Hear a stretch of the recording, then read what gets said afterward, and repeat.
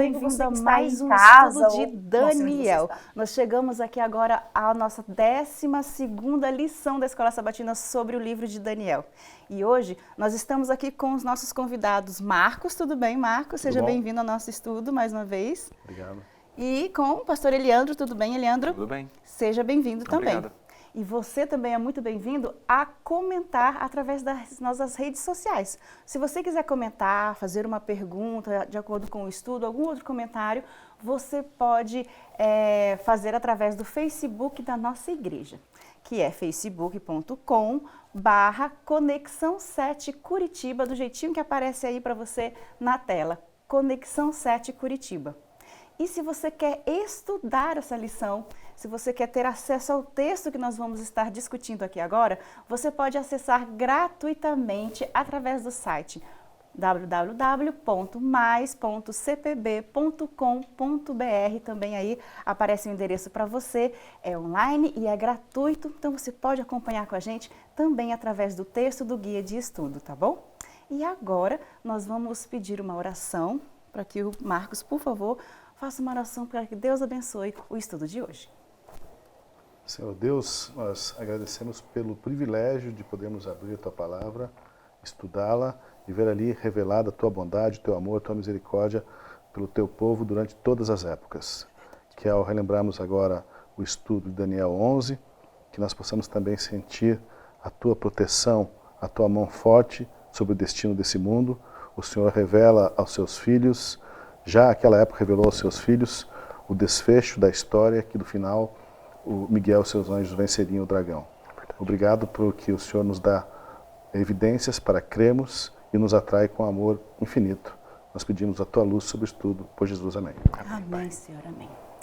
Bem, estamos então no Daniel capítulo 11. Se você tem a Bíblia aí em casa, pode abrir, abre no capítulo mesmo de Daniel 11, que nós vamos estar tentando explicar, destrinchar aí um pouco dos versos que se seguem a partir do versículo 1, melhor dizendo. E nós vamos começar aí pelos primeiros versinhos, que começa falando que tem 3 reis, e depois tem um quarto, e então começa um outro reino, e aí começam os símbolos característicos do livro de Daniel. Nós vamos começar a explicar o que significam esses primeiros versos desses reinos. Professor, conta pra gente, por favor, o que tem esses 3, que daí vira 4 e depois tem um quinto. Acho que seria interessante a gente ler alguns desses versos. Ótimo. Daniel 11, a partir do verso 2, diz assim: E agora te declararei a verdade. Eis ainda que 3 reis estarão na Pérsia, e o quarto será acumulado de grandes riquezas, mais do que todos. E esforçando-se com as suas riquezas, agitará todos contra o reino da Grécia. Depois se levantará um outro rei, um rei valente, que reinará com grande domínio e fará o que lhe aprouver. Mas estando ele em pé, o seu reino será quebrado e será repartido para os 4 ventos do céu. Mas não para a sua posteridade, não para os seus filhos, nem tampouco segundo o poder com que reinou, porque o seu reino será arrancado e passará a outros. Isso. Essa é uma das profecias mais incríveis, porque você vê ali descrito a sequência de eventos, descrita essa sequência dos reis que viriam após Dario, e que passariam até que surgisse então esse terceiro rei, que seria Xerxes, E a gente pode ver historicamente, muito bom ler livros históricos, entender um pouco da história. Até eu estava conversando com o pastor Eliandro, que ele disse que aproveitou a semana para explorar um pouco esse tema histórico em torno dos persas, dos gregos, dessas guerras todas que houve na sequência, porque a história dá testemunho disso, de que realmente, de fato, depois de Dario, teve mais os 2 filhos dele, dividiram o reino, mas os 2 eram reis, então esses 2 filhos vieram na sequência, e depois levanta-se Xerxes, e Xerxes, talvez com a maior glória do Império Persa que conseguiu acumular, ele parte para cima da Grécia, E aí, para aqueles que gostam... Então, Xerxes seria esse 4º rei mais rico que o verso que você leu diz. Exatamente, porque Xerxes chegou a reunir, na época, o exército de 1 milhão de homens. E Xerxes, rico e poderoso. Ele ficou tão ambicioso que ele quis mexer com os gregos. Até, se a gente for ver na história, os gregos se perguntavam assim, mas o que ele quer com a gente, Esse rei tão poderoso, que onde ele ia, ele carregava o palácio real, ele trazia uma réplica do palácio em tendas, e até os cozinheiros tinham que vir com o cardápio pronto para ele, conforme lá na sede do governo dele. Ele não era um guerreiro que ia despojado para a guerra, ele ia com um palácio inteiro acompanhando, e ele foi desafiar os gregos, e aí quem gosta de história vai ver, né, e lembra-se, ou se não conhece, é sempre interessante ver, porque até o cinema, os filmes retratam isso. Ele primeiro é barrado naquela batalha contra Leônidas e os 300, né? Leônidas segura um exército de 200 mil persas, 300 de Esparta, mais uns 7 mil que ele havia regimentado, mas consegue segurá-los na batalha de Termópilas por um tempo. Depois eles passam, vencem Leônidas, mas são derrotados na batalha de Salamina, uma batalha naval, e são obrigados a voltar, a ir embora, porque a profecia se cumpriu. O Xerxes atacaria a Grécia, faria guerra contra a Grécia, mas não prosperaria. E na sequência, claro, daí vem já predito o aparecimento do Alexandre o Grande, que ele então vai, ainda na sua juventude, conquista tudo que os persas já haviam conquistado, mas morre no auge, né? Acaba morrendo aos 32 anos, e os seus 4 generais dividem o império, que não mais se solidifica, se consolida sob uma só liderança, né? E tudo isso profetizado, como a gente leu ali agora, nos primeiros versos. Em poucos versos, isso tudo foi profetizado. E como que eu sei que esses versos estão se referindo exatamente a essas pessoas? Podem ajudar um ou outro. Boa pergunta, né? Assim, se a gente for olhar a forma como está descrita, ele diz assim que a Pérsia se levantaria contra a Grécia.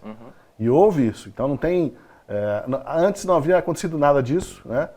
Ninguém sabia desses fatos históricos, porque eles não tinham acontecido ainda. E eis que anos depois, o que acontece? Um rei grandioso, que era o 4º rei, Xerxes, com grande poder, ataca a Grécia. Né? É interessante também que quando você vê aqui, como você disse, né, está dito, é utilizado Grécia, que é contra a Grécia, né, e a gente também pode fazer ligação com os capítulos anteriores, que o poder da Grécia também se divide em 4, o poder anterior também vai atacar, né, o reino seguinte também é vencido, de várias maneiras vão repetindo, né, então... que era o bode, né, com grande força, que ataca e depois seu chifre grande se quebra em 4, né? Então são informações dos capítulos anteriores que vão se complementando e chegando aí você consegue entender que é esse o perfil daquela pessoa ao qual está se referindo, seria isso, né? Exatamente, são explicações sobre fatos históricos que se desenrolariam, que tinham sido narrados na profecia do capítulo 8, né? Sobre o bode, o carneiro e a forma como depois formou-se esses 4 reinos após Alexandre. Eu gosto de pensar nessa questão que o professor Marcos trouxe, sobre essa questão do rei Xerxes, né, como ele gostava de ostentar, né, na verdade. Então, só para você ter uma ideia, Xerxes é o mesmo Assuero, o esposo lá de Esther, né? E no livro de Esther a gente vê que ele faz uma festa durante 6 meses. Imagina você festejar 6 meses, tudo pago para todo mundo, de um 1000 dia pessoas. Já é difícil, né? Quem dirá? Imagina, você faz tudo aquilo. Então, realmente, quando a gente vê essa repetição de comportamento, né? Aquilo que está descrito na Bíblia, aquilo que está descrito na história. E a gente vai vendo como o comportamento dele era o mesmo em vários momentos, né? Muito bem. Muitas informações, uma riqueza de informações, só aí nos primeiros versos de Daniel 11.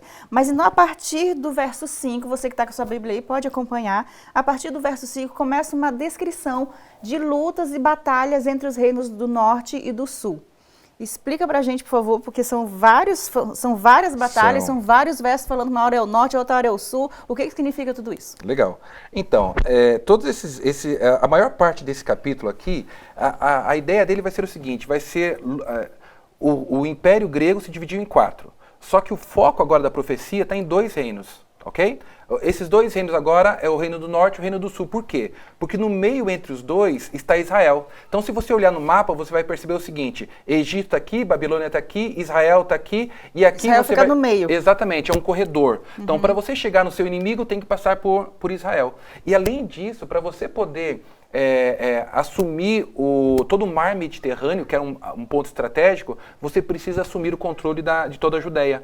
Então, por isso que a Bíblia vai falar tanto do reino do norte e reino do sul, porque o povo de Deus vai estar envolvido no meio dessas indas e vindas. De fato, historicamente, ocorreram várias batalhas entre esses 2 reinos. Exatamente. Pelo menos 6. São 6 grandes guerras sírias, né, que são relatadas historicamente, né? E a gente percebe o seguinte, nesse vai e vem, primeiro o Egito vai ajudar um pouquinho ali o rei que estava na Babilônia a se fortalecer, né? O texto aqui diz isso, vai ser um dos seus príncipes, né? E ele se torna vassalo, não vassalo, mas dependente do Egito durante um tempo, até que ele cresce e se torna então soberano, e ele começa então agora a vencer mais batalhas sobre o Egito do que perder. Então todo o capítulo trabalha sobre isso. A gente vai ver então agora, eu acredito que do verso 6 aqui em diante, né, mais ou menos, até o verso... Entre 5 e 28. Isso aí. Ele é só sobre essas guerras. Só que daí vai entrar um momento aqui que vai começar a falar sobre a profanação do templo e tudo mais. E aqui eu quero só fazer uma pausa para fazer um link. Quando a gente pega, por exemplo, Mateus 24, Jesus Cristo faz o seguinte, ele explica coisas que iriam acontecer logo em seguida, né, na guerra, na destruição do templo, para fazer um paralelo com o final do tempo, ok? Então, a destruição do templo, a perseguição, o escurecimento do sol, da lua, a queda das estrelas, todas essas coisas aconteceram naquela época e iriam acontecer no tempo do fim. São repetições, ok? Só que daí o que acontece? Quando a gente vai também em Apocalipse e vê as 7 igrejas, a gente também vai ver o seguinte, as 7 igrejas são igrejas que existem na época, são questões históricas, só que também aplicadas a períodos da igreja. Sim. Certo? Quando a gente pega esse capítulo 11, a gente também vai ver o seguinte, essas guerras todas, quando a gente chega aqui, a gente vê que elas... Vai para o campo espiritual, né? Exatamente.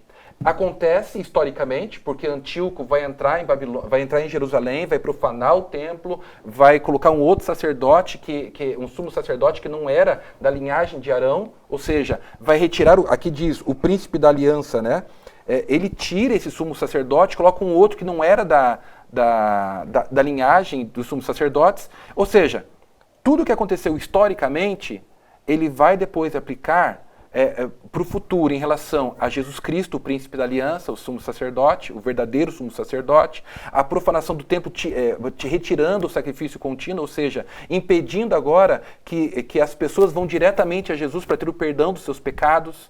Então, toda essa parte aqui, ela faz esse jogo de aconteceu historicamente, mas vai acontecer também agora, vai ter uma reprodução. Muito bem. Então, além de esses versos realmente fazerem menção a um momento histórico que, de fato, ocorreram várias batalhas entre o Norte e o Sul, Sim. também tem esses simbolismos espirituais, correto? Isso mesmo. O fato é que na profecia, algumas coisas são muito evidentes, muito claras, e outras, com alguns detalhes, a gente não consegue enxergar exatamente quem está citado naquele momento, porque são muitos pronomes, né, e poucos nomes, né? Ele foi e voltou e o outro. Verdade. Então, não existe uma identificação tão clara numa primeira leitura. Mas o fato é que Deus nunca vai nos esmagar com uma prova contundente da sua existência e de que Ele está à frente do universo. Ele não vai esmagar ninguém com uma prova. Por quê? Porque se Deus simplesmente, as pessoas pudessem fazer um estudo, digamos, e por A mais B matematicamente ou cientificamente provasse, realmente está aqui, está provado nesse texto, mais com esse outro, Deus existe, Ele é o Senhor, Ele governa o mundo e acabou-se. Aí, onde entraria a possibilidade das pessoas escolherem servir a Deus pelo que Ele se revela, pelo seu caráter, e não porque Ele é Deus, porque Ele tem poder, porque Ele tem domínio. Então Deus não pode, e Ellen White também fala sobre isso, Ele nunca vai nos esmagar com evidência a ponto de não ter espaço para dúvida, porque a pessoa tem que questionar, tem que se perguntar e tem que compreender quem é esse Deus. Né? E as pessoas, por vezes, perguntam, sequer pode haver prova da existência de Deus? Que provas que existem da existência de Jesus, por exemplo? Jesus veio. E aí é curioso que, se você for olhar nos registros históricos, existem documentos históricos, literários, sobre a existência de Jesus, mais de 6.000. Sobre Alexandre o Grande, são só 17. Então as pessoas, se não derem crédito a esses documentos que falam de Jesus, a que outra figura histórica eles vão poder dar crédito? Né? Então nada é válido do que veio da história para nós. Então nada existiu, né? Aproveitando só essa questão de validade histórica, uma coisa que eu achei interessante, enquanto eu pesquisava da parte histórica também dessas guerras, um dos textos, ele chega a colocar o livro de Daniel o escritor como se ele tivesse vivido no século II a.C. Mas por que isso? Porque a sequência que ele consegue descrever de reino após reino e reis que vão aparecendo é tão perfeita, é tão única, porque eles pensam assim, não, para alguém... Só pode ter vivido depois. Exatamente, né? Isso aí. É impossível saber disso antes. Muito bem. Nossa, é muita riqueza, né, de informação dentro desses versos, mas vamos avançar aí no capítulo, então vamos chegar a partir aí do verso 29 de Daniel, capítulo 11, que começa então com características de Roma papal. É isso mesmo? Esses versos seguintes aí do 29 ao 39 fala sobre essa Roma papal? Quem gostaria de falar? Olha, aqui é uma sequência que ele vem trazendo já dos outros capítulos, né?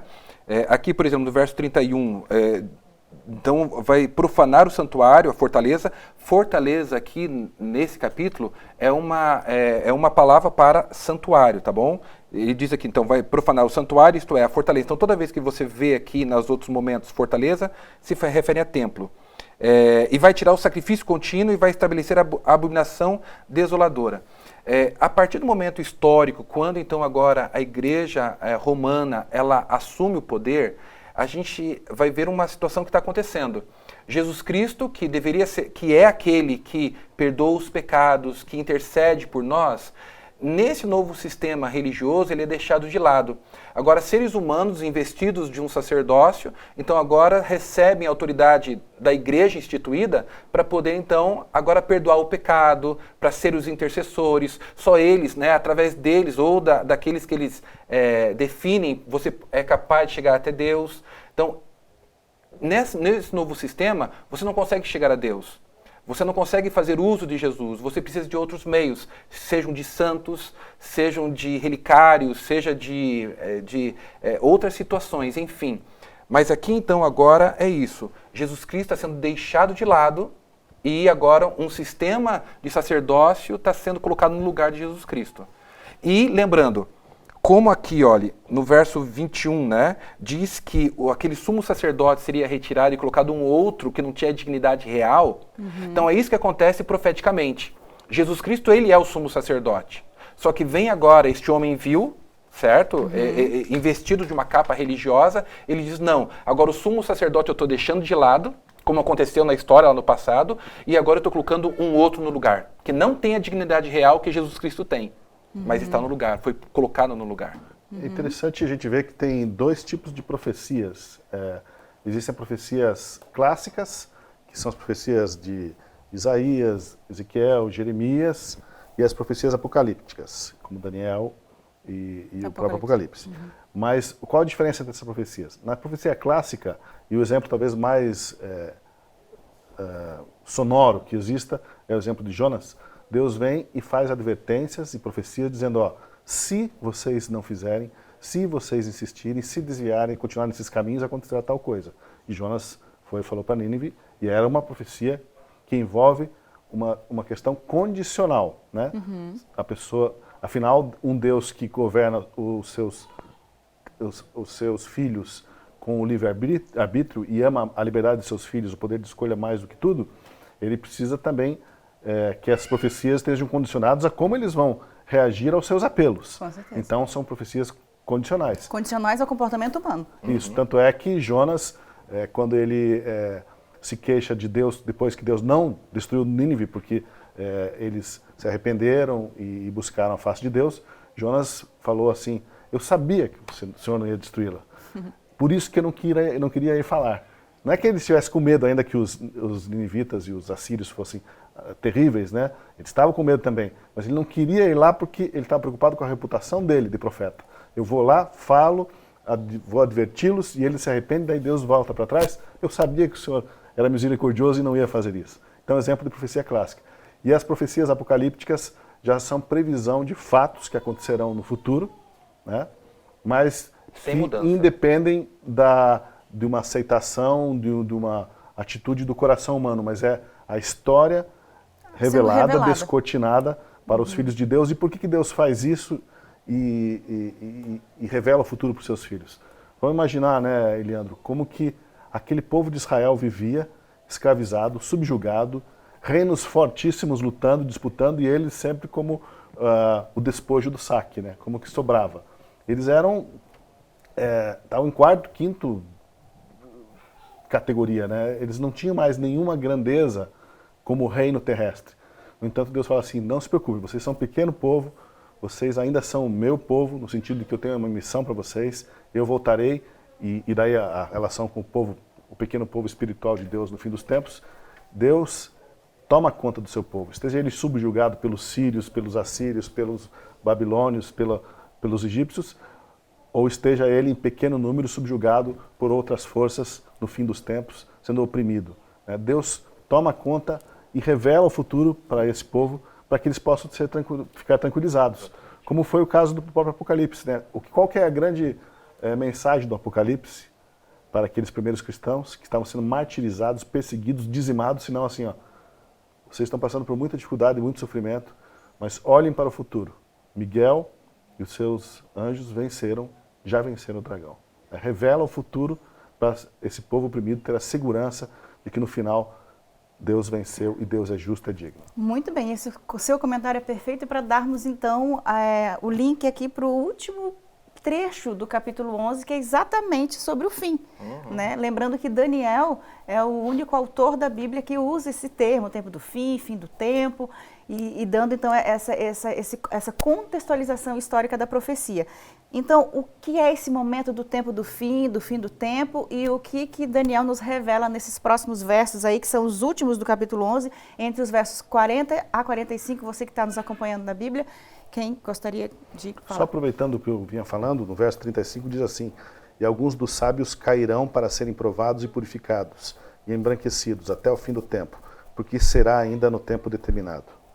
Então mostra que muitos dos sábios, dos filhos de Deus, passarão por provação, cairão, serão embranquecidos, né, purificados, em função desse estado de coisas de perseguição que haverá para os filhos de Deus, já no final dos tempos. Né? É uma leitura para essa guerra espiritual que nós estamos vivendo e vamos viver ainda de forma mais intensa, porque nessa profecia do Daniel 11, existe um momento em que o mundo secular ele predomina, né? Mas haverá um momento em que o reino do sul, ou a religião com força, porque a religiosidade hoje está bem diferente do que era 50, 100 anos atrás. Se você fosse perguntar para uma pessoa do Ocidente, digamos assim, né, há 50, 100 anos atrás, se ela acreditava em Deus, se ela tinha uma religião, era fato consumado que a maioria das pessoas acreditava em Deus. Hoje, você vai perguntar para uma pessoa com a mente secularizada, a maioria não acredita mais em Deus. Né? A maioria, principalmente no Ocidente, eu estou falando na Europa, nos Estados Unidos, já a balança está pendendo que as pessoas estão muito afastadas. Mas haverá um momento, e isso é profético, que a religião novamente virá com força. Mas virá com força e o que Deus exatamente não usa, né, que é a força. Mas ela virá com força e tentará impor coisas que não é o método de Deus trabalhar com seus filhos, mas ela vai se levantar novamente. Parece até estranho dizer isso hoje, né, no mundo tão secularizado, mas a gente sabe que é profético. Verdade, né? A gente sabe que é profético que essa religiosidade vai se levantar novamente. E um paralelo que a gente pode fazer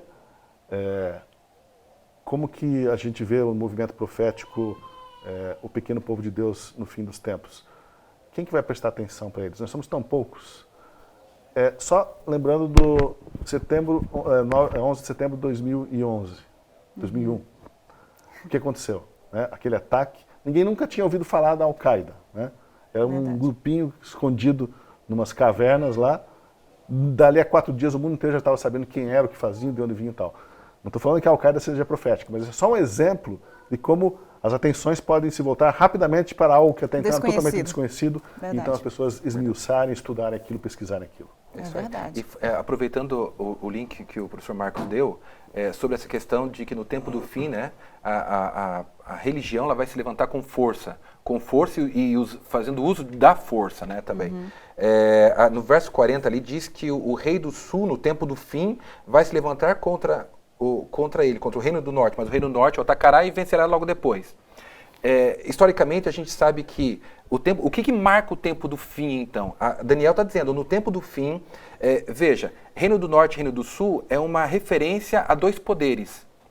Porque todo o capítulo agora, você percebe, ele trabalhou com indivíduos. Todos os capítulos anteriores trabalharam com reinos, agora não, com indivíduos. Todo ele aqui é em cima de indivíduos. E quando chega aqui, eles assumem uma outra característica, uma outra personalidade, digamos assim. A gente sabe que Reino do Norte, representando a Babilônia, é um poder, é a mistura de religiões, um sincretismo, sem necessariamente estar obedecendo a Deus e aquilo que a sua palavra ordena, ok? Agora, quando você pega o Reino do Sul, você vai lembrar do Egito e você deve lembrar daquele encontro que o faraó teve com Moisés. E o faraó pergunta assim para Moisés, quem é Deus para que deixe o seu povo? Ou seja, é uma rebelião contra Deus, é um ateísmo, é um estilo de vida que ignora Deus, deixa Deus de lado. Né? Exatamente, é um humanismo, é um ateísmo, é um estilo de vida em que Deus não é considerado. A Bíblia diz que no tempo do fim, ou seja, no fim daquelas 2.300 tardes e manhãs, o reino do sul iria lutar contra o reino do norte. E profeticamente, quando 1796, por ali, 98, virada do milênio, acontece a Revolução Francesa. Nessa Revolução Francesa, acontece então a queima de milhares de Bíblias, a religião ela é descartada da França, é o único momento em toda a história da França em que aquele país ele vai assumir a maior parte da Itália, a maior parte da Europa, inclusive a Itália chegando em Roma e aprisionando o Papa. Nunca antes e nem depois da história da França ele alcançou uma extensão territorial tão grande. Porque estava profetizado, ele vai se levantar, ele se levanta contra o Reino do Norte, contra aquela religião misturada, sincrética e tal. Ok, aprisiona o Papa, só que depois de um tempo o Papa é solto, né, tudo mais, volta ao poder e aquele ateísmo, aquela Revolução Francesa, ela foi abafada, apesar dos seus princípios, né, acabarem norteando a boa parte da sociedade como nós conhecemos hoje, mas a religião, o Papa, aquela religião então volta ao poder e, como Marcos disse, no final do tempo eles vão se unir, mas a Bíblia diz assim, olha, Edom, Moabe e Amon, essas primícias, elas vão ser salvas.